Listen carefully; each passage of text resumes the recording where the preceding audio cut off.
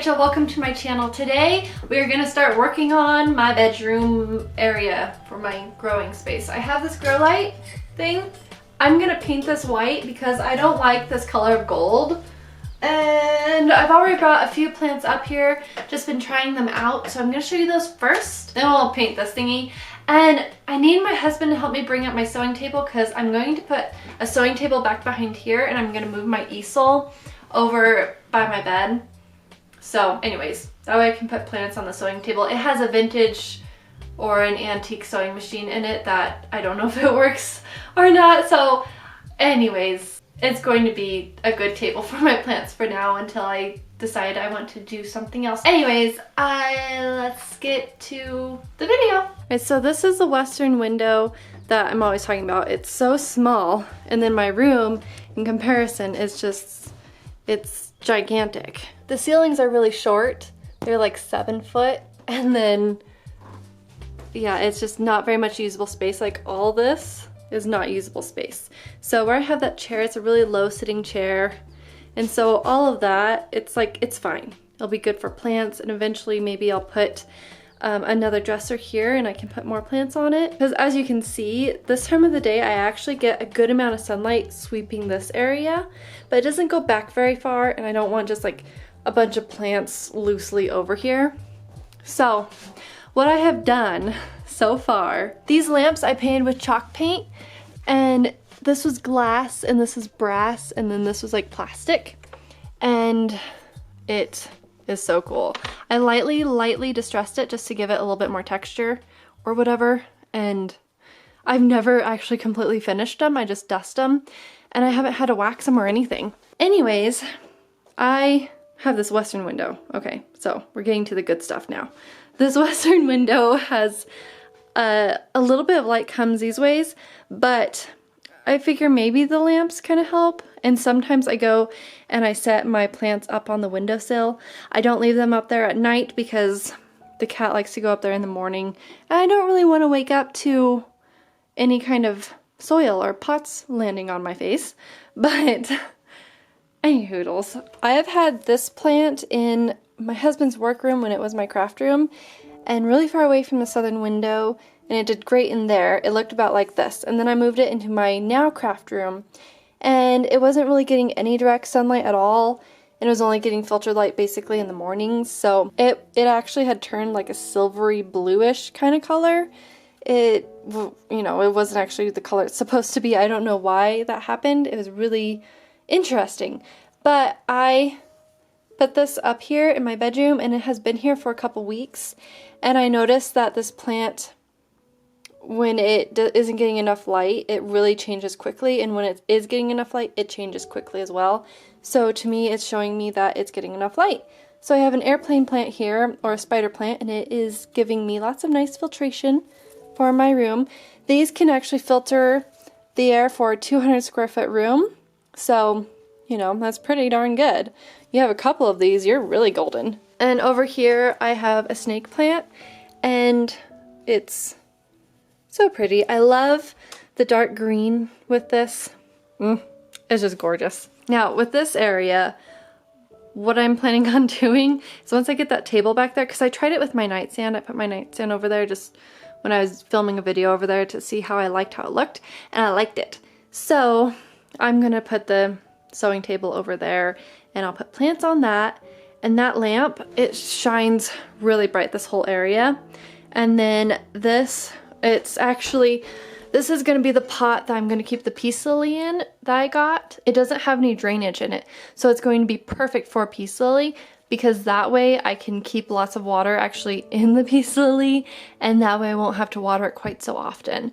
But the bigger peace lilies usually do better from what I've heard than the smaller ones, and I've done okay with the smaller ones, so we shall see. But this is already in a pot. I had this downstairs, but I've been trying it out up here. It seems to be doing okay. It's a little crispier up here, and I think that that's because it's not having as much humidity from the fish tank, and so I brought a diffuser up here, hoping maybe that will help. I might just have to bring this back downstairs. We shall see, but it definitely crisped up a lot since it's been up here. So, and I think that's just due to not being in the room with a fish tank, because fish tanks really help to humidify your air. Oh, and then I also have this philodendron that is doing pretty darn good. It had grown quite a bit. I had this in my craft room downstairs in an eastern window. It has grown a little bit since it's been up here. I'm seeing a decent amount of new growth. It has been underneath the grow light a little bit. I don't remember to turn it on that often, so one of the things we're gonna do is add a timer to this. So yeah, it's on a tissue box right now because it was trailing down far enough that I just used an old tissue box to put it on. So let's get to painting this thing.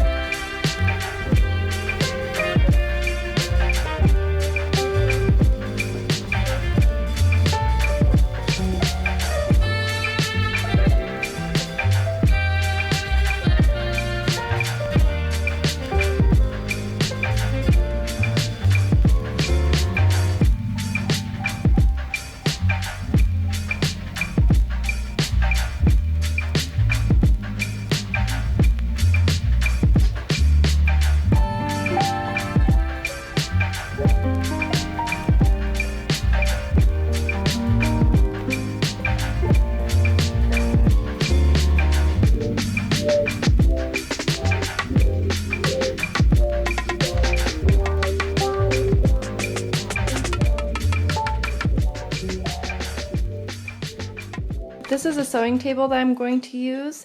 I already took off the hardware that goes right there. A lot of sewing tables will actually have a real drawer right here, which is nice. My old one did, but this one has an old sewing machine in here, and I'm going to leave this part alone for right now, just because I don't want to worry about it.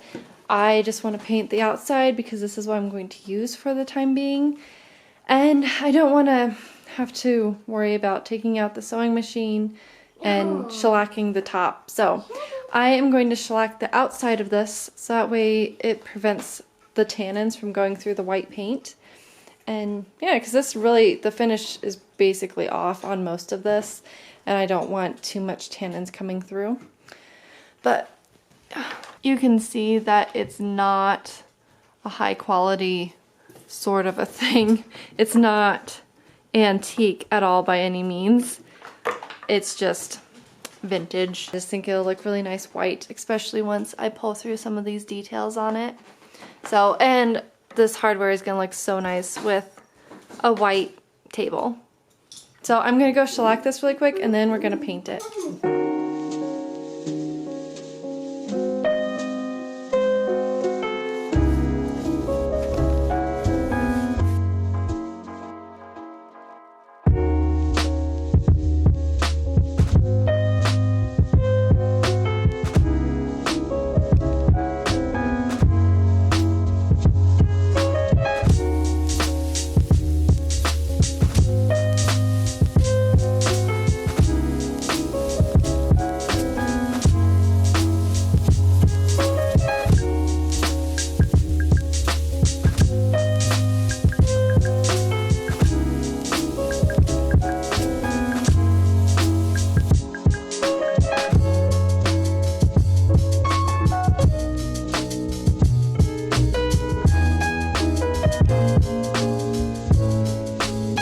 For the tabletop, I'm going to be using this Martha Stewart satin finish.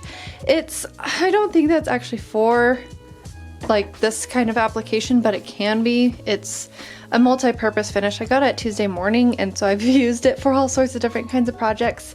But for the rest of it, I'm just going to use Mod Podge, and I'm also going to use the Mod Podge on my lamp. But the Mod Podge actually works really good, especially after it's been cured for 30 days. I used it on my kitchen table chairs, and I cleaned those at least once a week, and the finish has still lasted really good for 2 years. So yeah, I'm just gonna use some Mod Podge because it's non-toxic and it's cheap.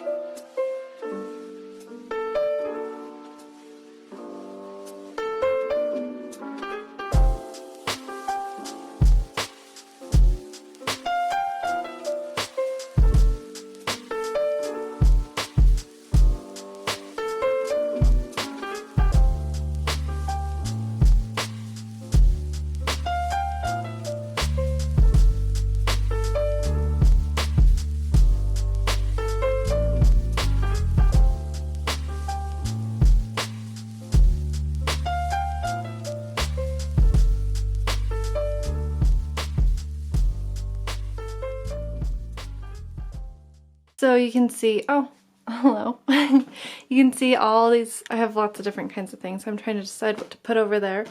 I already layered these two. I think that they look really nice this way because I wanted this one up higher. Anyways, two of the same kind of size of plant up there was kind of weird. I was trying things out. But this is that string of bananas I was telling you about that my mom was giving me in my haul, my previous video. And I mean, it's huge. So that I'm going to try it out over here along with this Maranta and this Hartley philodendron, or green philodendron, whatever. And then I'm going to put this one over there, and I have all this other stuff to add over there too.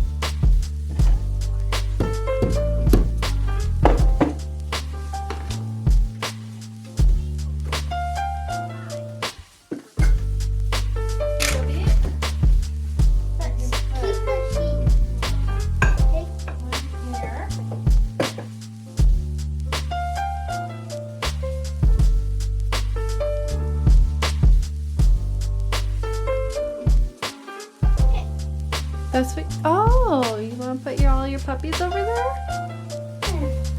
Yeah. And the puppy can be there. That's called layering. How? Oh. So they all can fit. That cute. I forgot.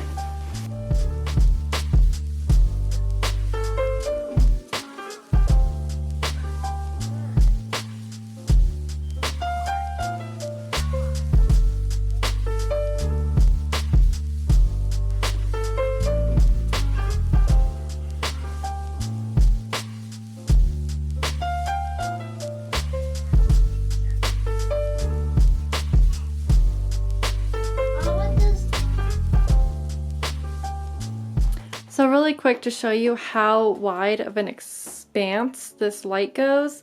It does go all the way over to this peace lily. It does get quite a bit of light though. This probably will have just enough light for it, but you know, it is getting some light from the back end from this grow light, and all of these are getting lots. And doesn't this look so much better, the silver with the white rather than the silver with the gold? It just, I don't know, I love it. So we have this green Maranta and this Chinese evergreen. I'm really glad that I got this Aglaonema because it just adds so much more brightness and color down here.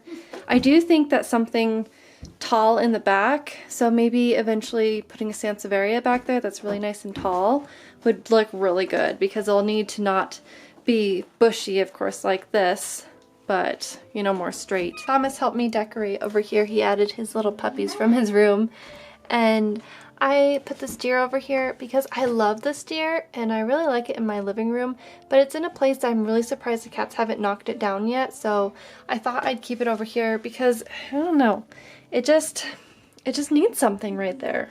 I just really feel like the space needs to be filled up. So I put this creeping Charlie up here. I was thinking that might be kind of cool if I end up actually hanging this up maybe. I don't know, I could even put it right here. I don't know.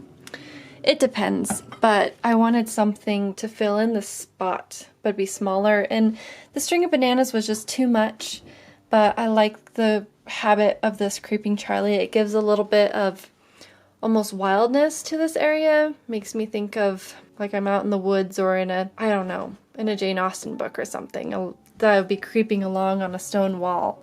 So I thought I'd add this here. I love this plant. It just, I don't know. I really like it. Then I added this calathea that I got for this room actually, and then this peperomia obtusifolia that I've already had, and also I've already had this philodendron. So let me move you a little bit away from my philodendron. On this stool, I like to use doilies in places because they protect my surfaces. Sometimes you can't even see them underneath things, but I like to use them because they soak up a little bit of water in case I spill things, and they give me more time to fix the situation. So all in all, I'm very happy with this space and how it turned out, and I'm also even more happy that I still have plenty of room up here for more plants, like the Sansevieria that I could put back there, and I could get more of like a tiered shelving sort of thing, like plant stands, that's what they're called, to put right here if I wanted to, and add more plants over there. I could just get rid of this chair and just have a bunch of plants, but part of the space that I wanted this to be is just have another place where I'm a little bit more surrounded in plants.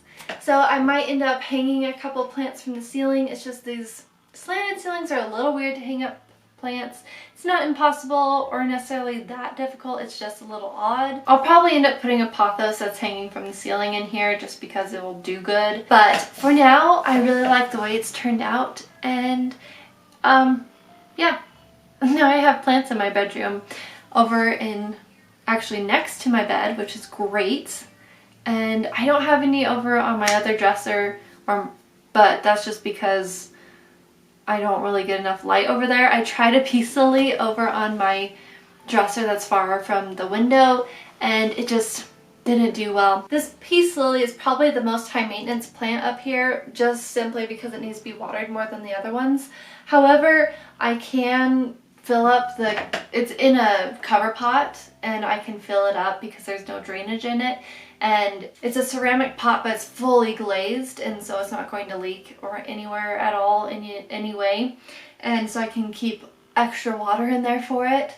So the other ones are just, you know, once a week kind of waterings, but in this place I find with my green Maranta so far and my philodendron, I've only been watering them every 2.5-ish weeks, so I don't have to water them nearly as much as when they're in more sun, which is nice. I typically do water it every 1.5 weeks when it was downstairs getting a lot more light. So now that it's up here, I don't need to worry about it as much. I can keep it more on a bi-weekly watering schedule than having to check halfway through the week and see if it needs water, which is nice. And so I'm hoping that all my other plants react the same way. This creeping Charlie does not need very much water as long as it's not in too much sunshine.